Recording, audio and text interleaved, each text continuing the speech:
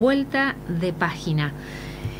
Y nos está acompañando y le agradezco realmente a Agustín Palles, que no viene a hablar de su función como defensor de los vecinos de la ciudad de Corrientes, ni a hablar del sistema de transporte, para eso lo vamos a invitar en otra ocasión, sino que nos viene a hablar sobre los sucesos del año 1999, que ya se van a cumplir 26 años.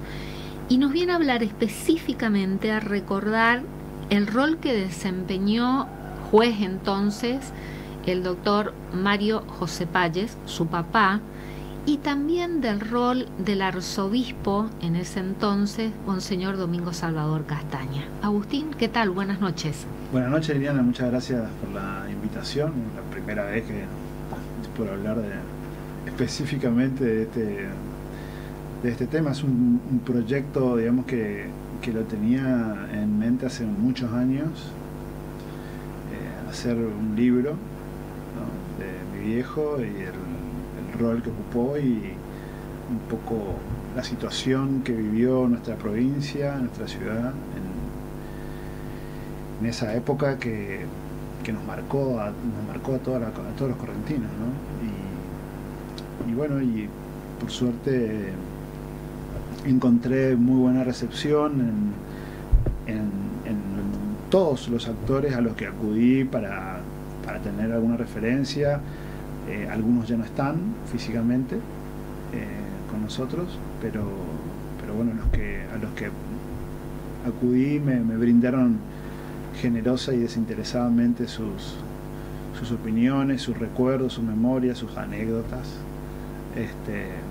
y bueno, la frutilla del postre que faltaba. Si el trabajo se hizo, el libro se hizo básicamente basado en notas periodísticas, en los recortes y las noticias que salían en los diarios, los principales diarios de la ciudad, mayormente de época, el diario de época, y bueno, y después las opiniones personales de algunos actores, de mi familia y de los amigos. Y ayer tuve la suerte de ponerle el broche de oro, digo yo, a esto de tener una charla con Monseñor Domingo Salvador Castaña, y me brindó también su memoria, sus recuerdos y su legado, ¿no?, tanto a nivel pastoral como a nivel episcopal, es decir, lo que siguió a los que me sucedieron. Bueno, ahí estamos estrenando obispo también, así que su huella aún profunda se sigue marcando.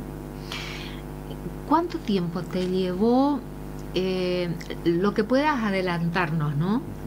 Porque como se dice ahora, sin ánimo de espoliar, que es un término extranjero que no me gusta, lo que nos puedas adelantar, para no romper también el factor sorpresa cuando salga a la calle ese libro.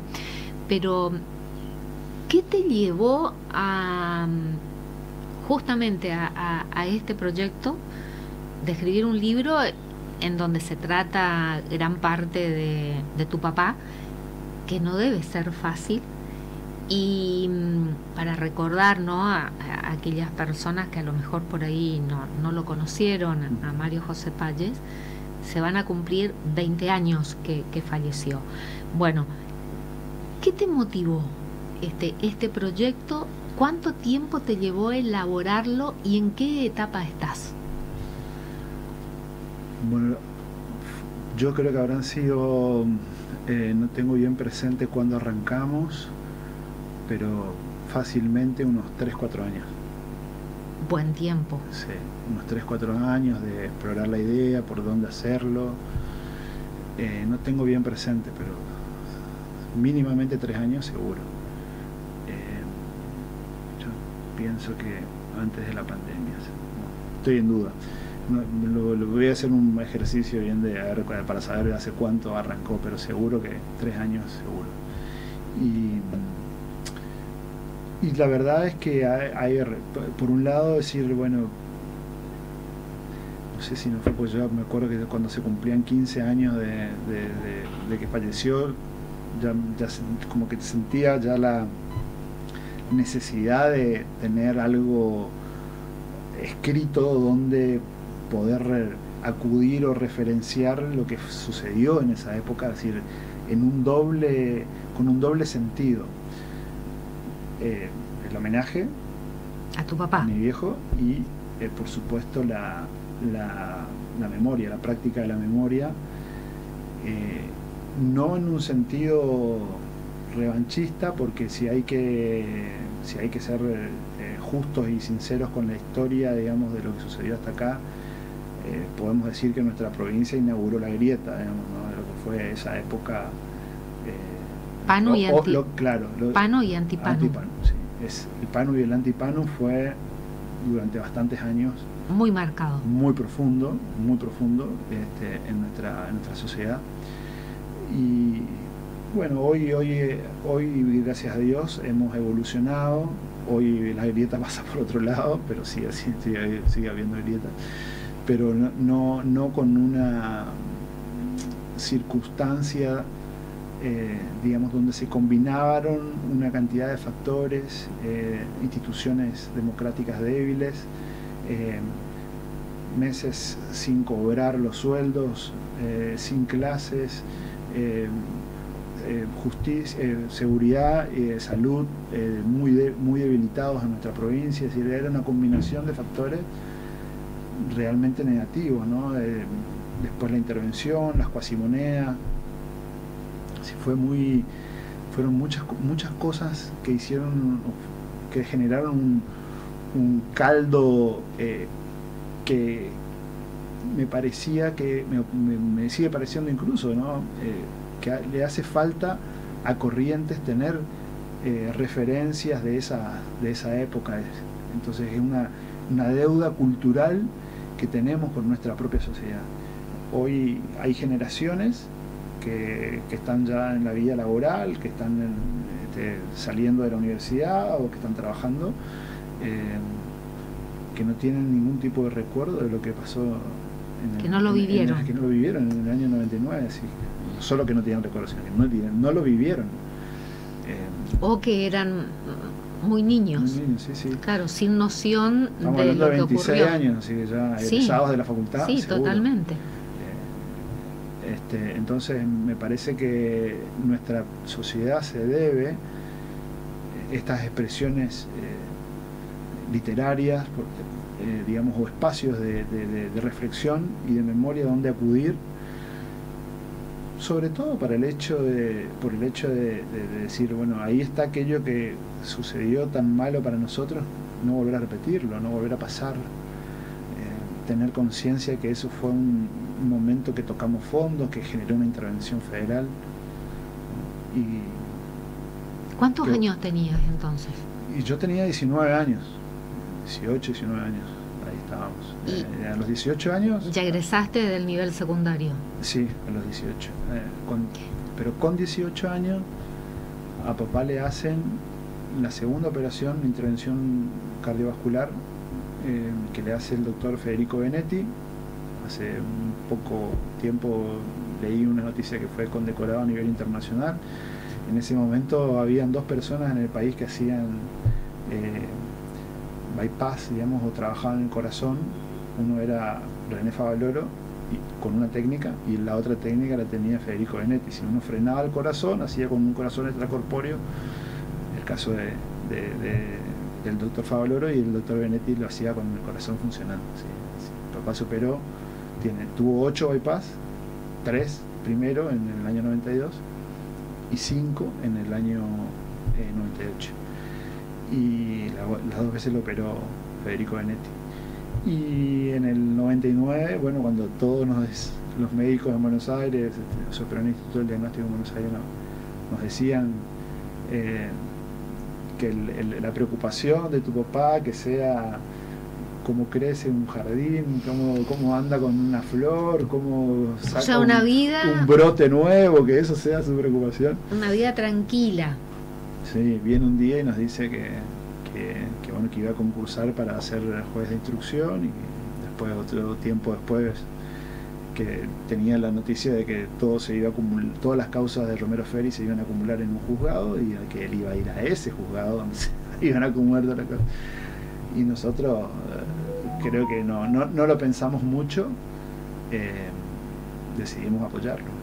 O sea, no nos costó ese ejercicio porque lo veíamos tan entusiasmado y tan como que ese era su momento, y entonces la familia lo apoyó, lo acompañó a sabiendas él y nosotros del riesgo en la salud, que eso no era, lo ha aconsejado justamente hace unos meses atrás por el médico en Buenos Aires, y que eso iba a tratar contra su salud. Yo pienso personalmente, esto mío, que si no lo apoyábamos se nos iba antes, si no lo acompañábamos se nos moría antes. Yo pienso eso. Ahí ya entramos en el rol protagónico del juez de instrucción Mario José Pallés, porque también vale recordar que fue el primer fiscal general del Ministerio Público en la provincia de Corrientes, ¿no? Sí. Pero en los sucesos del 99, ¿qué rol tuvo el juez Pallés? Bueno, como te dije, en ese momento Tato ya estaba preso cuando él asume su juzgado, pero se acumularon todas las causas en... Tato Romero Feri, gobernador de entonces. Gobernador, sí. En realidad, bueno, era intendente. Intendente. Era intendente. El gobernador era Pedro Grellar Pocar. El intendente de ese momento, bueno, pero era el intendente que tenía el poder, digamos, el poder absoluto en la provincia, sin ningún tipo de dudas. Tenía influencia en la justicia, tenía influencia en el poder legislativo, tenía influencia también era muy amigo del presidente Menem en su momento también, así que era el hombre fuerte, por mucho tiempo fue el hombre fuerte de la provincia. Y constituyó una estructura, el Partido Nuevo, ¿no? Que también, de eso lo que hablamos, de esa grieta en la sociedad correntina, panuista y antipanuista. Sí, es que eso, así se dividió la provincia, es decir, la sociedad se dividió en panu y antipanu. Se lo describiste perfectamente bien, yo coincido con esa descripción. Y bueno, a papá le tocó ya, porque por ahí dice, tu papá le puso preso a Tato. No, mi papá no le puso preso a Tato, digamos, ya estaba preso Tato cuando mi viejo asume el juzgado de instrucción. Sí le tocó la instrucción de más de 60 causas en ese momento, tanto de Romero Feri, es decir, todas las de Romero Feri, y las de algunos funcionarios públicos de él durante la gestión de él, que también, como el caso de Vasco Scherer, por ejemplo, hasta el día de hoy prófugo justamente por causas en las que intervino mi papá. Y así manejó, digamos, instruyó en todas esas causas, de las cuales unas 5 o 6 llegaron a la instancia de la Corte Suprema de Justicia y fueron ratificadas por la Corte Suprema, o sea, superó todas las instancias locales más la instancia federal, que es la de la Corte Suprema.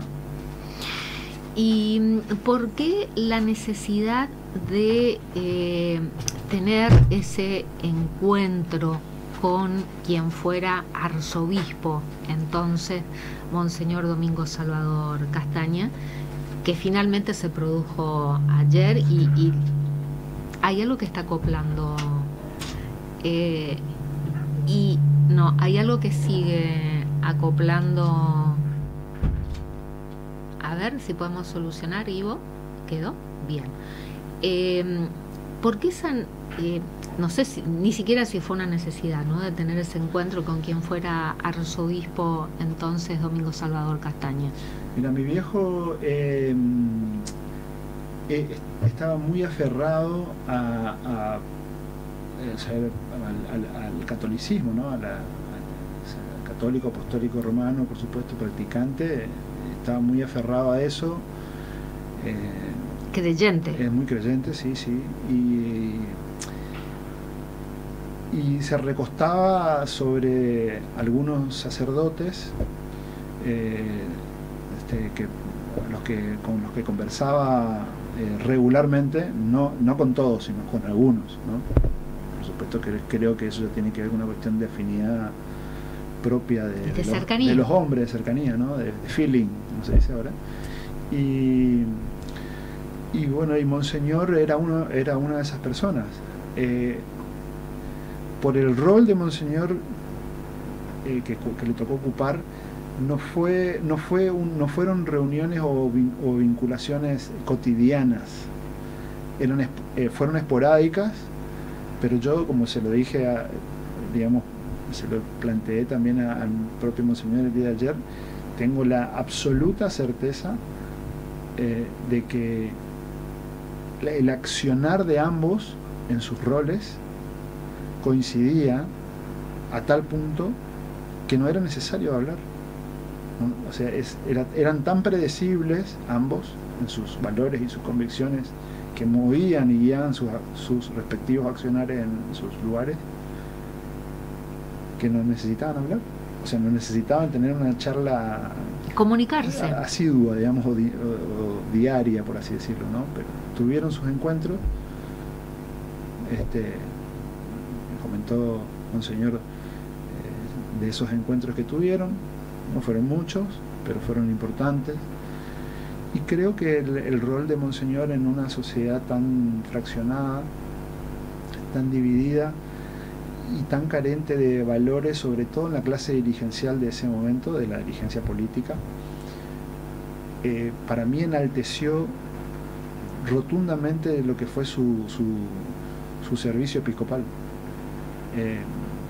Creo que Dios le dio la oportunidad de, como se le dije a él, y ahora lo estoy diciendo públicamente, Dios te dio la oportunidad de demostrar que estabas listo para ejercer para lo que te habías preparado. Demostrarle a la sociedad que realmente tu preparación y tu sabiduría y lo iluminado que estabas le iba a hacer bien a la sociedad por la cual te habían puesto las ovejas para que vos puedas guiarlas. Y para mí fue así, es decir, el rol de Monseñor unió, apaciguó,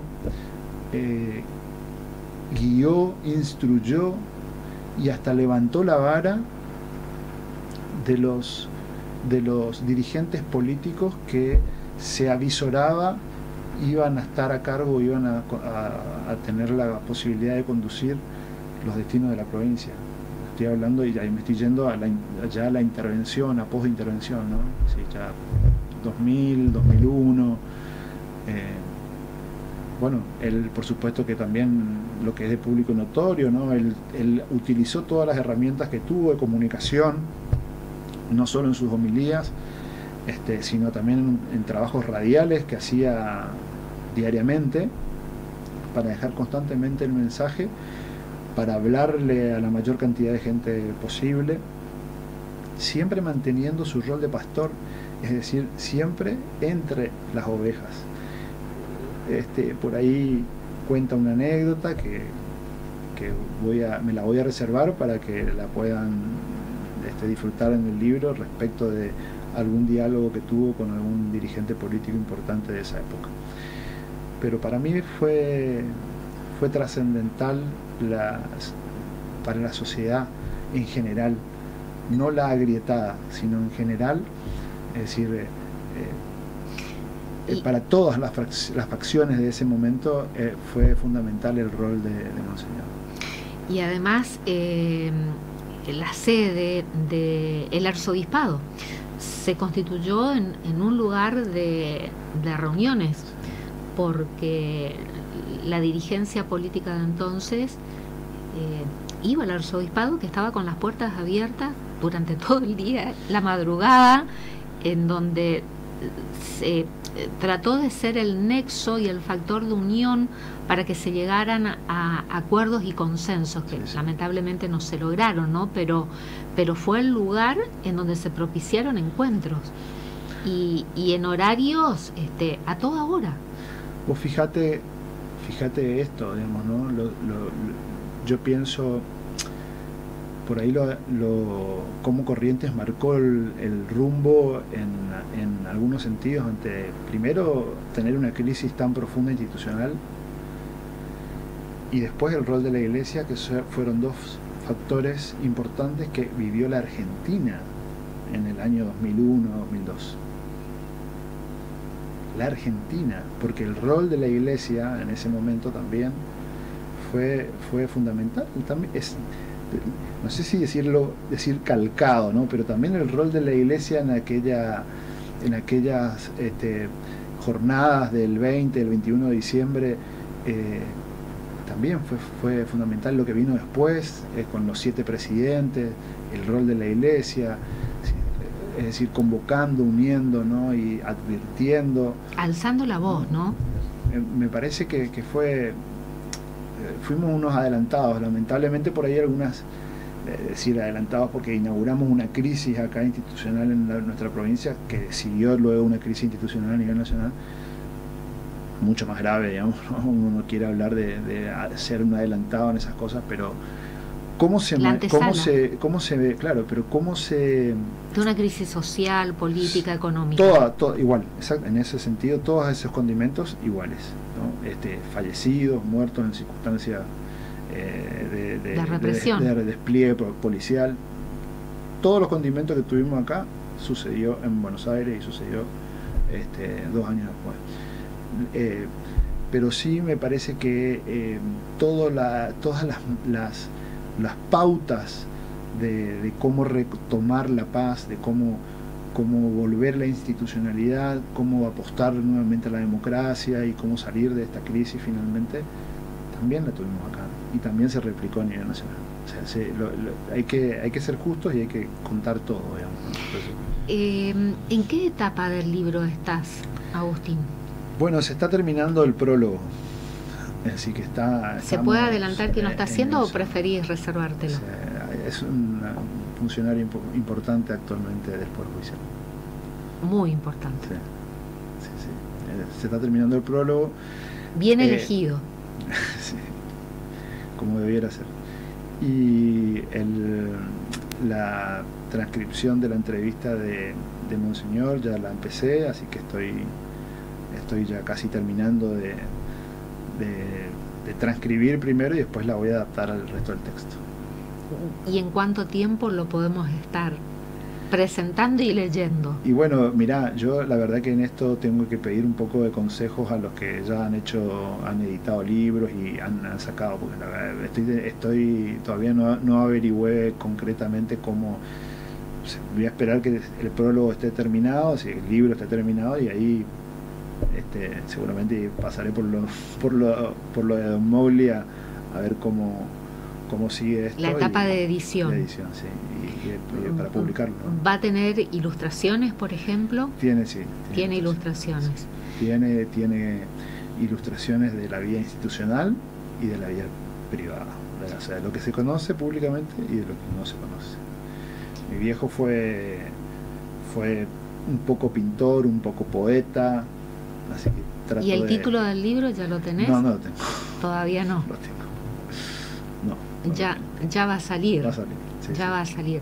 ¿Y tenías alguna fecha? ¿Habías pensado en alguna fecha en especial? Yo había pensado, para presentarlo? Claro, hacerlo el 21 de abril, que es la fecha del fallecimiento de él. 20 años, 20 ya, años, ¿no? Sí, se cumplen 20 años, pero...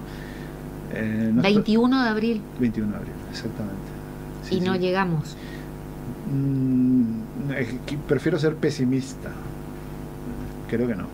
Prefiero ser pesimista porque si sucede va a ser una gran ¿Y cuánto sorpresa? Nos decís que aproximadamente 3-4 años, nos decías sin saber una fecha exacta, que te llevó a elaborar el proyecto.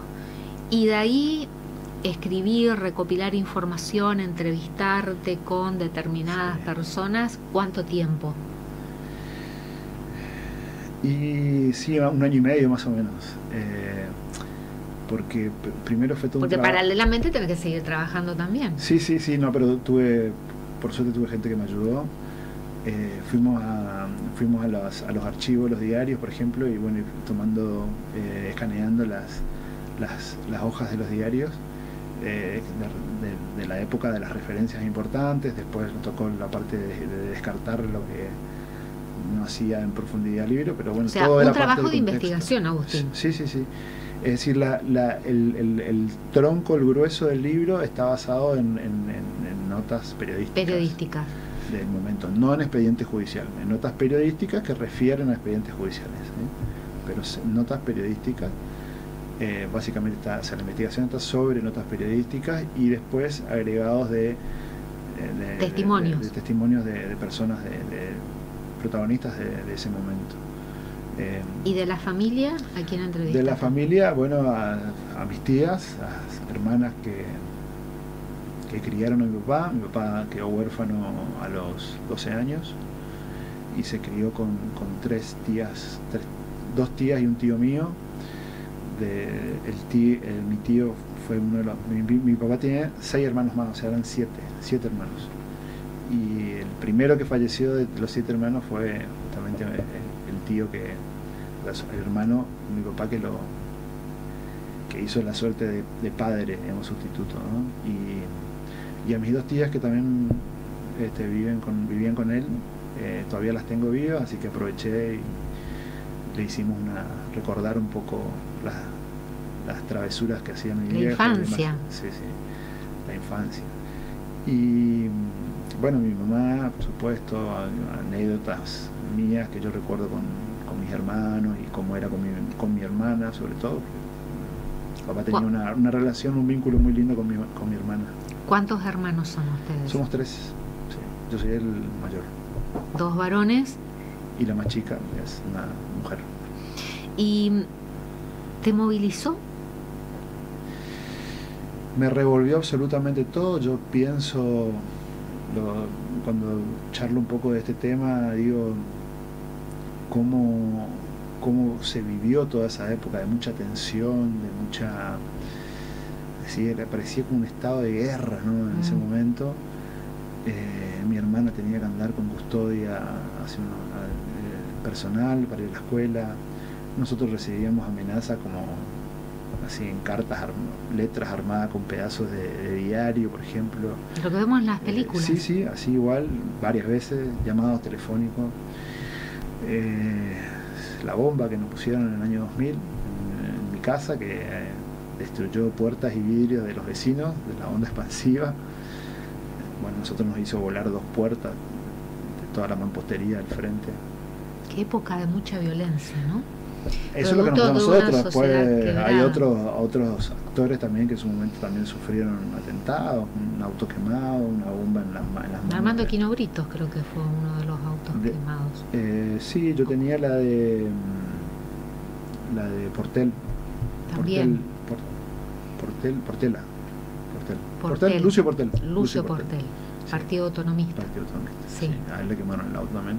Creo que lo del Chancho también, a Quino Britos. Rodolfo Martínez Llano en el tema de la explosión cuando abrió una carta. Sí, recibió una encomienda o una carta, no sé. Algo así. No, fue una época brava, muy brava, que duró varios años. Duró varios años. Me acuerdo de esas elecciones que habían, cuando a mí me toca ser candidato a viceintendente. ¿Cuántos años tenías ahí? Muy joven. 25. Cuando me toca ser candidato a viceintendente, que competíamos... ¿Y que fuiste electo? Sí, competíamos contra medio lo último fuerte que le quedaba al Partido Nuevo, que era la Capital, con Nora Nazar. Me acuerdo que esas elecciones y esa campaña fue una campaña muy dura, muy difícil, de mucha agresión, de tener mucho cuidado. Y por ahí mi llamado es a eso, es decir, a tener referencias y enfocarnos en tener una mirada sobre eso para no volver a pasar. Hoy es otra circunstancia, por suerte nuestra sociedad evolucionó. ¿Tenés alguna cuota de resentimiento por todo lo que pasaron ustedes como familia? No, nada, absolutamente nada, ni una gota, ni nada. De hecho... Que sería legítimo, le va a tener bronca, impotencia, no sé. No, para nada. Yo no tengo ninguna... yo tampoco siento en mi familia que alguno tenga ese sentimiento. De hecho, hace muy poco por la situación trágica que pasó Raulito, ¿no es cierto?, de perder a Beltrán, ¿no? El hijo de Tato Romero Feliz. Sí, yo me puse en contacto con él, se me eriza la piel de gallina. Porque sos papá también. Soy papá, sí. Y bueno, estuve a Paola la conozco de la escuela, o sea, la conozco de muchos años. Y a la esposa, la mamá de Beltrán. Sí. Así que me puse en contacto con él, le di mi apoyo, mis palabras, lo que pude, y después me crucé con él en la calle y me acerqué la primera vez, que nos dimos un abrazo, y así tiene que ser, digamos. Así tiene que ser. Ese es entonces el objetivo de este libro sobre Mario José Pallés, es hacer memoria, porque también coincido, creo que la sociedad correntina, los sucesos del 99 y de toda esa época, no digo que lo tenga escondido, pero sí lo tiene silenciado. Me parece que falta. Las veces que he tratado el tema aquí en Dialogando y que he hecho entrevistas, me parece que nos falta como sociedad hablar, no discutir, hablar, ¿no? Porque me parece que hay heridas abiertas todavía. Entonces el mensaje que querés dar, o sea, un poco de memoria colectiva y que no nos vuelva a pasar. Sí, bueno, por supuesto el tema de la memoria es lo fundamental. Internamente un poco es homenajear también a mi viejo, que la gente conozca alguna faceta de la vida de él que era desconocida. Y bueno, y esto, por supuesto, rendir un homenaje también, Agustín. Sí, pero básicamente esto de tener ese ejercicio de la memoria para no volver a cometer los errores, que se cometieron errores de ambos lados, sin lugar a duda.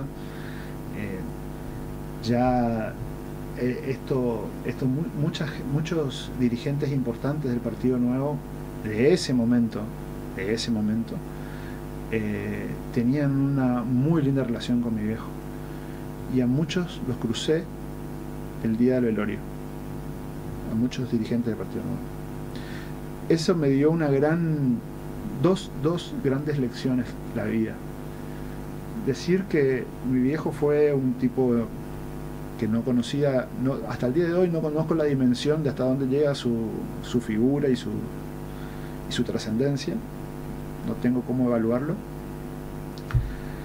y que la sociedad estaba cerrando heridas, que la sociedad estaba volviendo a ser una sola y no dos como era hasta ese momento. Eso me pasó el día que estábamos retirándolo a mi viejo de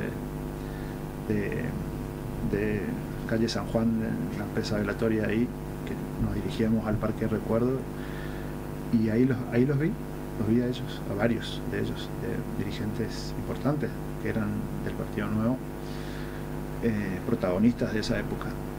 Y hoy yo tengo vínculo, o sea, me saludo con todos, con los que me cruzo por la calle, sin ¿Y ningún con tipo de Tato? problema. Con Tato nunca hablé, nunca me crucé. ¿Y Nora? Nada. Con Nora sí. En un momento, ahora hace poco, estuvimos buscando un inmueble para la Defensoría.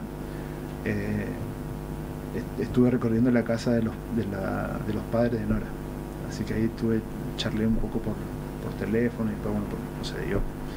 Pues necesitábamos ir ya a instalarnos, y la casa necesitaba algún retoque todavía de retoque ahí adentro de la casa, y no podíamos respirar. Así que ahí tuve una charla sin ningún tipo de problema. Pero creo que la maduración personal, y después la maduración, creo yo, de la sociedad, porque entiendo que las otras personas también pueden estar resentidas con nosotros, pueden tener algún sentimiento de bronca o odio, digamos, que yo y que mi familia, creo que no lo hemos hablado nunca entre nosotros, pero yo estaba preparado y estoy siempre preparado para entender esa situación si me llegara a tocar. Hasta ahora nunca se dio, personalmente nunca me tocó, y al contrario, te estoy contando todas estas anécdotas que son positivas, ¿no? Que son buenas, y me parece importante que la gente que está escuchando sepa que no es solo que no fue solo un enfrentamiento, que no fue solo una división, digamos, que la sociedad pudo evolucionar, pudo salir, y que bueno, y ojalá que no cometamos nunca, ¿no?, esos errores de esos momentos. Agustín Pallés, gracias. Y cuando esté ese libro ya para presentarlo, obviamente que Dialogando te recibirá para hacerlo. Muchas gracias, Liliana, y bueno, sí, con todo gusto. Son la primera con la que charlo de este tema, de este proyecto en particular, así que con todo gusto volveremos. Gracias. Gracias a vos. Y nosotros nos despedimos. Esto fue todo por hoy. Será chau. Hasta mañana.